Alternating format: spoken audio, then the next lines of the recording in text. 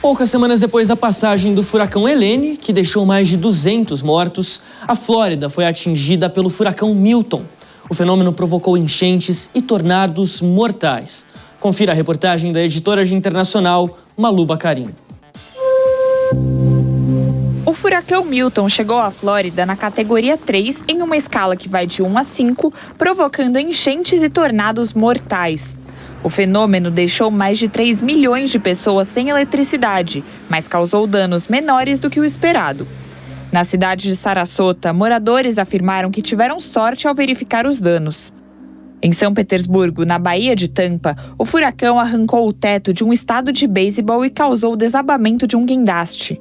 Uma moradora de Clearwater foi checar como os vizinhos estavam em meio às inundações. Estou no segundo andar e estava inundado até os degraus. Então isso foi assustador e eu só queria sair e estava olhando para ter certeza de que meus vizinhos estavam bem. Temos pessoas sem oxigênio. Eu sou enfermeira e não pude sair nem para ajudá-los. Então, finalmente estamos saindo agora da água aqui em terra firme. Assustador, muito assustador. Muitas pessoas perderam tudo. Carros inundados, é muita coisa. O governador da Flórida, Ron DeSantis, afirmou que o cenário foi significativo, mas não o pior possível. O republicano classificou o estrago como menor do que o causado pelo furacão Helene, que deixou mais de 230 mortos.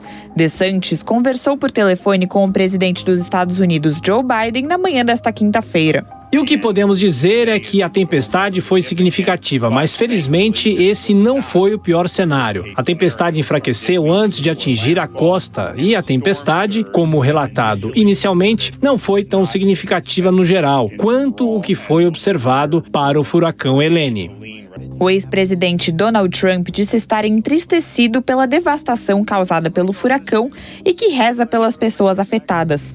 O candidato republicano fez críticas sobre os esforços do governo para enfrentar os estragos causados pelo furacão Milton e o Helene e acrescentou que espera que os americanos tenham alguém que os ajude verdadeiramente no próximo ano.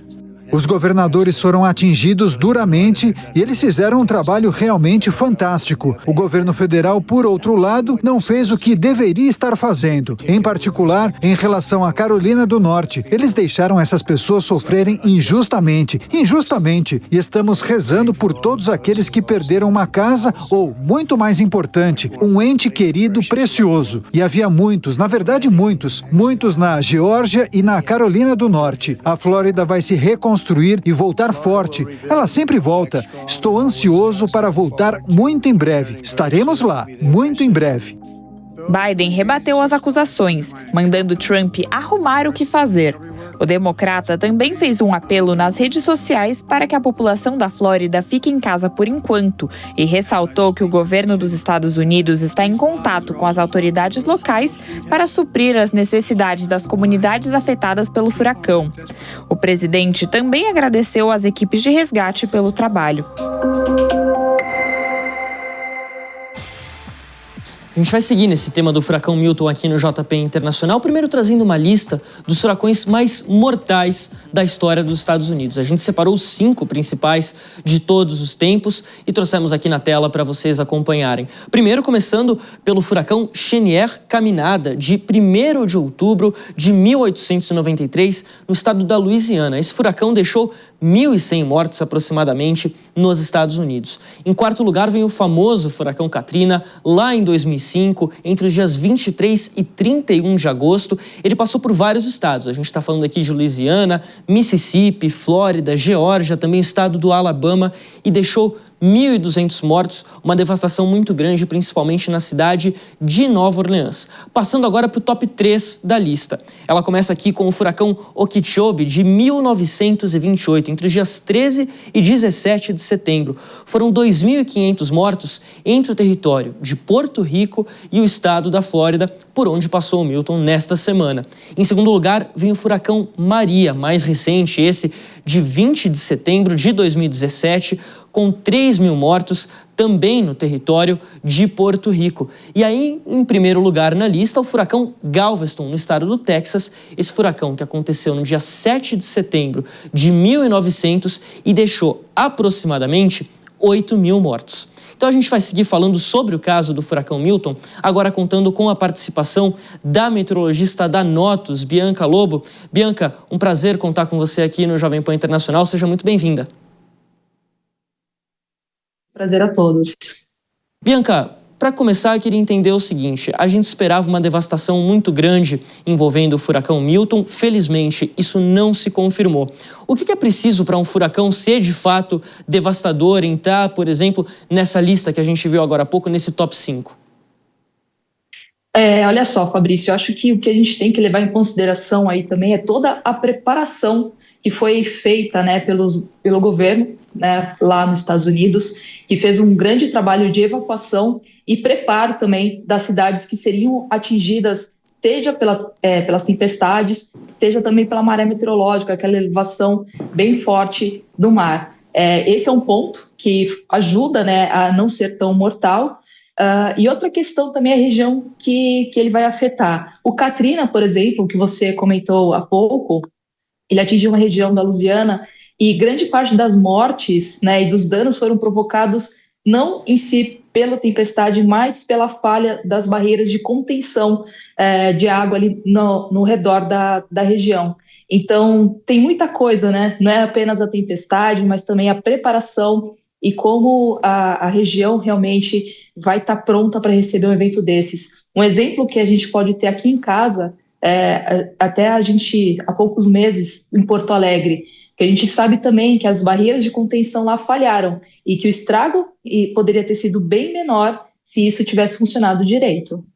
Agora, Bianca, a gente esperava de fato realmente um furacão muito forte. O furacão Milton chegou a ter o status ali de categoria 5 enquanto ele ainda estava no Golfo do México, mas conforme ele foi se aproximando do continente, quando ele chega de fato na Flórida, ainda na madrugada, na virada ali de quarta para quinta-feira, ele acaba perdendo força e chega até mesmo a categoria 1.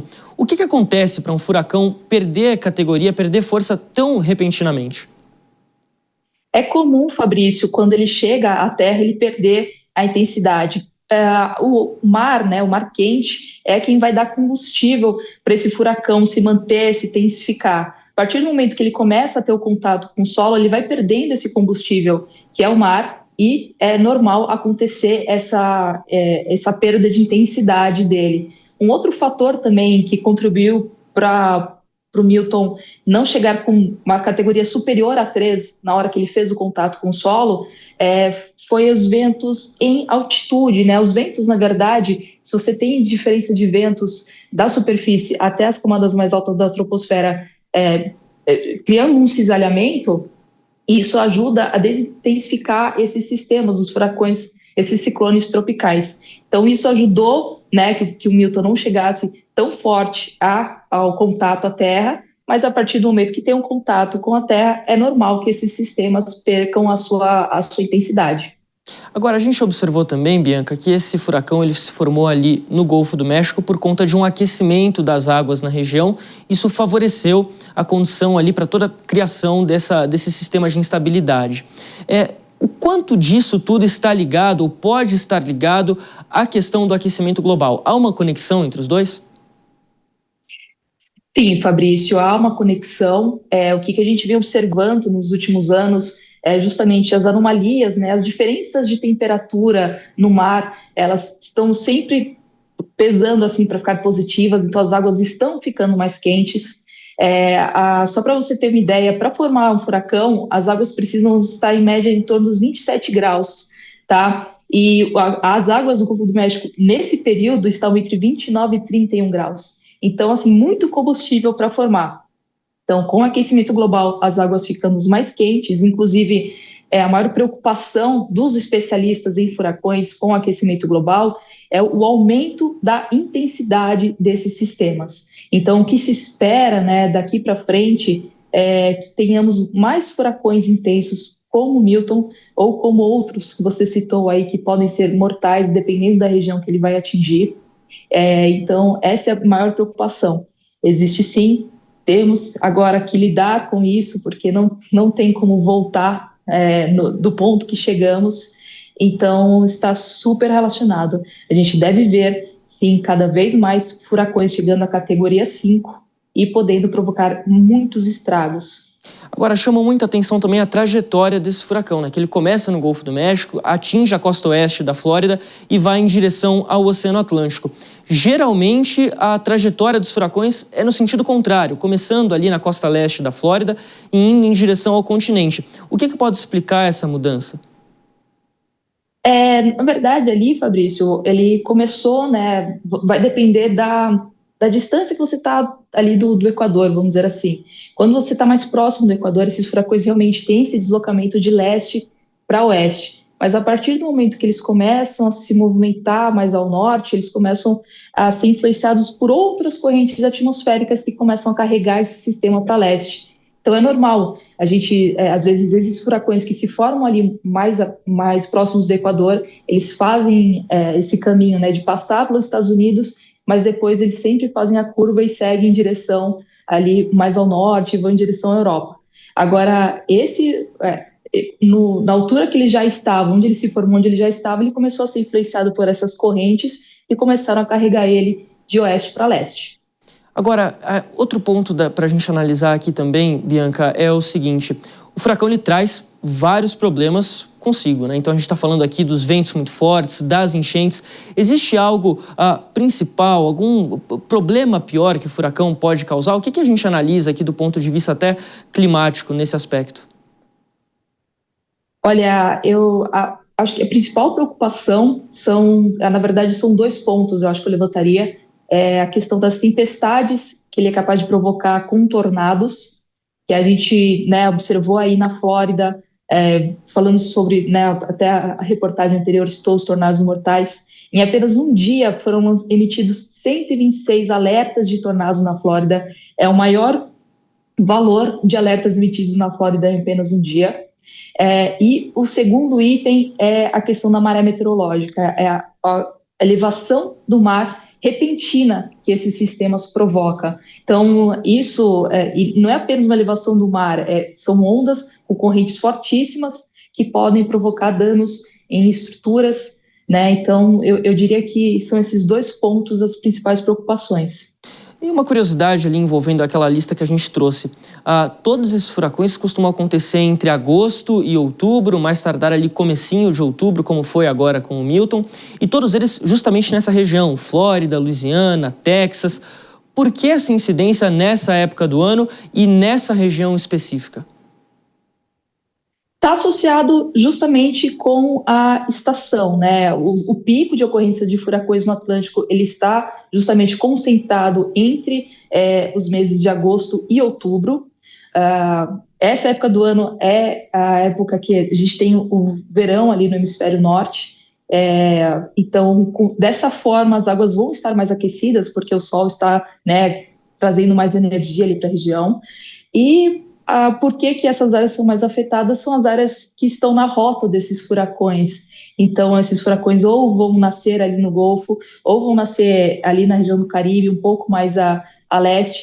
E o caminho, né, pelo curso da meteorologia, pela direção dos ventos, das correntes, a gente vai ter justamente esses furacões fazendo esse caminho. Então, essa costa sudeste ali dos Estados Unidos sempre vai ser afetada por esses furacões, e a costa leste também não, às vezes também até pega resquícios desses sistemas. A gente já viu há alguns anos o furacão Sandy, que chegou a provocar grandes estragos também em Nova York.